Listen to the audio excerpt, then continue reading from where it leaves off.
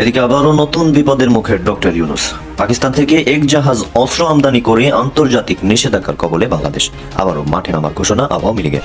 এদিকে ডক্টর ইউনূসকে বহিষ্কার করতে মাঠে নেমেছে শত শত নেতাকর্মীরা। ফাইনালি বাংলাদেশ থেকে পদত্যাগ করে চলে যাচ্ছে ডক্টর ইউনূস সাহেব। যেমন কিনা চলে গিয়েছিল আন্দোলনের কারণে হাসিনা সরকার, ঠিক তেমনই আন্দোলন করতেছে আওয়ামী লীগ, যে আন্দোলনের কারণে চলে যেতে পারে ডক্টর ইউনূস। সেই সাথে ইন্ডিয়ার সাথে যে টক্কর দিতে চেয়েছিল এই যে বর্তমান মানে ইউনূস সরকার, এই সরকার টক্কর দেওয়ার কারণে ইন্ডিয়া কিন্তু খেপে গেছে।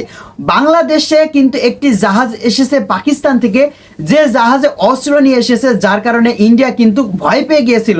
দর্শক, বিস্তারিত আপনাদেরকে কয়টি প্রমাণ সহকারে ভিডিও দেখাবো ডক্টর ইউনূস সাহেব পতন হওয়ার। তো এই ভিডিওগুলো দেখলেই কিন্তু বুঝতে পারবেন। তাই আপনাদেরকে ছোট্ট একটা রিকোয়েস্ট করতে চাই, যারা এই চ্যানেলে নতুন তারা দয়া করে এই চ্যানেলটি সাবস্ক্রাইব করে বেল আইকনটি অল করে দেবেন, তাহলে দেশের সকল আপডেট খবর এবং রাজনৈতিক খবরগুলো সবার আগে এক ভিডিওর মাধ্যমে আপনি কিন্তু দেখতে পারবেন। হ্যাঁ প্রিয় দর্শক, তাহলে আমরা বেশি সময় নষ্ট করে না করে চলুন মূল ভিডিও চলে যায়। ডক্টর ইউনূস সাহেব আসলে কি পদত্যাগ করতে পারে? আসলে আমি একটা জিনিস বুঝার চেষ্টা করতেছি যে ডক্টর ইউনূস সাহেবের দোষ কোথায়। তাকেই কিন্তু ক্ষমতায় বসিয়েছে আমাদের বাংলাদেশের ছাত্র জনতা, যারা কিনা বিজয় ঘটিয়েছে, হাসিনাকে সরাই দিয়েছে, তারাই কিন্তু বসিয়েছে এই ডক্টর ইউনূসকে। আপনারা এখন একটু কমেন্ট করে জানাতে পারেন এই ইউনূস সাহেব কি ক্ষতি করছে বাংলাদেশের জন্য। আসলে পূর্বে হাসিনা কি ভালো ছিল নাকি ডক্টর ইউনূস সাহেব বর্তমান ভালো আছে? একটু কমেন্ট করুন ধৈর্য ধরে। এই কমেন্ট কিন্তু দেশবাসী দেখবে, দেখেই কিন্তু বুঝাবে এবং মানুষ জানার চেষ্টা করবে আসলে কোন সরকারটি ভালো ছিল। তাই আপনারা একটা জিনিস বোঝার চেষ্টা করে দেখেন, ডক্টর ইউনূস সাহেব কিন্তু বাংলাদেশে অনেক ঋণ পরিশোধ করেছে এবং অনেক ভালো কাজ করে যাচ্ছে। যারা অন্যায় করেছিল তাদের শাস্তির ব্যবস্থা করতেছে।